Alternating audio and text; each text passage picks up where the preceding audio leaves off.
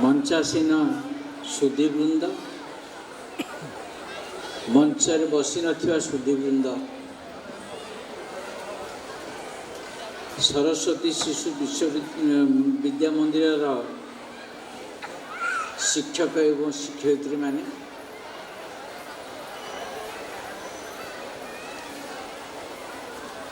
उपस्थित थिबा अभिभावक वृंद उपस्थित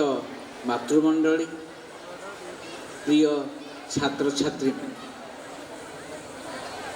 आज ये अवसर रे धर्मविहार स्थित सरस्वती शिशु विद्या मंदिर परिचालना कमिटी मते निमंत्रण करिथिबारु मु तांको पाखरे कृतज्ञ। काहेकि कृतज्ञ मु गला 4-4.5 वर्ष रही पाखे रोची कि जानी नथिली आम घर पाखे एमती भल अनुष्ठान गढ़ी उठी जोटी भारतीय संस्कृति रे भरपूर ये निमंत्रण मत आज गोटे सुजोग देछि आप मान सांगे अति संक्षेप किसी भाव विनिमय करने से विशेष भाव में कृतज्ञ। ये जो आपणकर उत्सव यहाँ वर्ष रे गोटे अति सुंदर दिन आपण मानक लगी पिला मानक लगी अभिभावक मानक लगी शिक्षक शिक्षयित्री मानक लगी परिचालन कमिटी सदस्य मानक लगी आम समस्ते सब कहूचे जे पिला माने ही देशर भविष्यत एटा निहाती सत कथा। ये विषय कहवा किसी बड़ कथा नुह कि ताको पुनरावृत्ति करिवार कोनसी आवश्यकता नाही कि भविष्यत केमिति हम ये जो भविष्यत लगे मुझे आपको गोटे कथा कहबी 2020 आमर जो जातीय शिक्षा नीति माननीय प्रधानमंत्री ताको लॉन्च कले आमर नुआ हवा लगी तार मूलर उद्देश्य कौन तार उद्देश्य हूँ अति संक्षेप कहवा गले से शिक्षा नीति एमती आमको पिला मानकु गढ़ जो माने कि भविष्यत रे भारतीय संस्कृति एवं परंपरा सहित खाली भारतर नुह सारा विश्वर जड़े जड़े सफल नागरिक हो पारे। यही हूँ शिक्षा नीतिर मूल लक्ष्य से ही लक्ष्य को रखिकी इंडियन नॉलेज सिस्टम भारतीय कल संस्कृति परंपरा यही सब को रखिकी ये सब करा जाए। मूलर ये जो संगीत माध्यम आपण मैंने जो सुंदर सब करागला से सब अति अति सुंदर आई थिंक जदि जड़े अति बड़ लोक थे बिस्मार्क बोली ताकू पचराला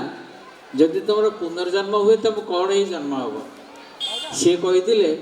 जदि पुनर्जन्म बोली किसी अच्छी से तो विश्वास करते जदि किसी अच्छी आदि मो पुनः आउ थे जन्म हुए पृथ्वी रे मु भगवान को कहि मत पिंपुड़ी कर जन्म करते क्या पिंपुड़ी मानकर जीवन धारा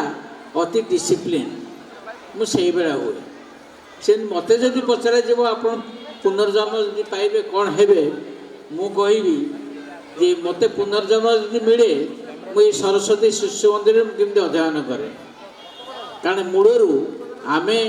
जो शिखिलु आम व्रतघर पर आमको कहगला ये जो इंडियन कल्चर कि आमर जो संस्कृति जे गायत्री मंत्र सबुदिन 108 थर जप कर 3 बेला जप कले भल तापर आम शिखिलु कि यू जो पिला माने पढ़ुंट प्रथम भारतीय संस्कृति भितर ही से पढ़ुंट ये गोटे बहुत बड़ कथा आमर तुम मानकर जो पिला माने जो पढ़े जो माने पढ़ुंट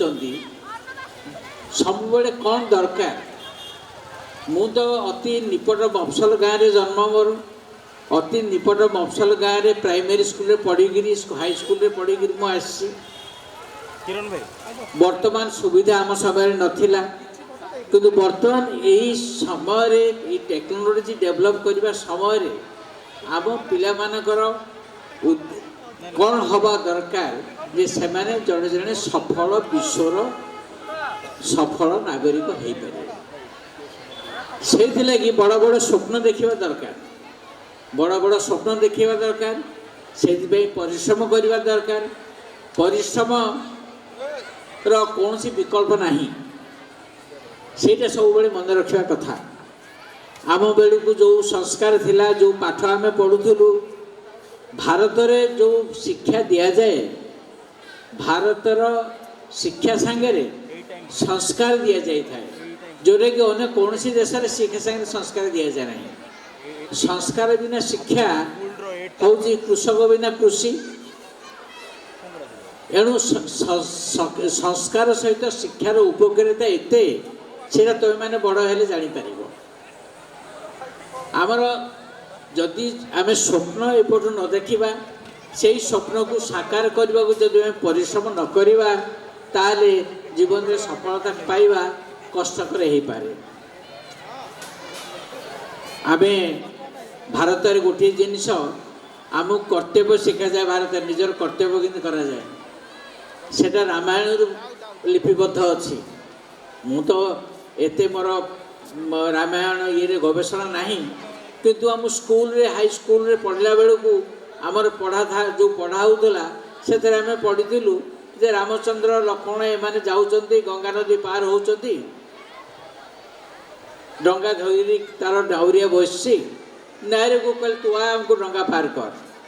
नाउरिया आसला कहला तुम पाद धोई नदेले मुझे डंगारे बसैबी कहीं पाद आम तो पाद सफा अच्छे ना मुझे शुणिली आप आसला बेलू पाद धोड़ी पाद बाजिक गोटे पत्थर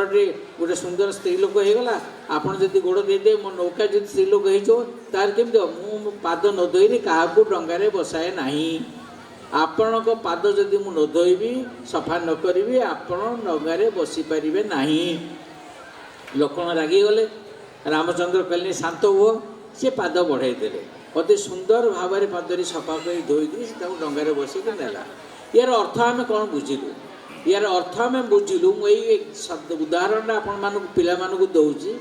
जो उदाहरण मोर पिला दिन आज जाए कम कर कौन कर्तव्यर उपासना माध्यम भगवान को संस्पर्श आसवा जी सहज वर्ष वर्ष तपस्या करी संस्पर्श आसते सहज नुह तेणु कर्तव्य पालन कर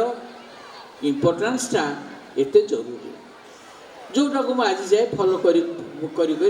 आसी।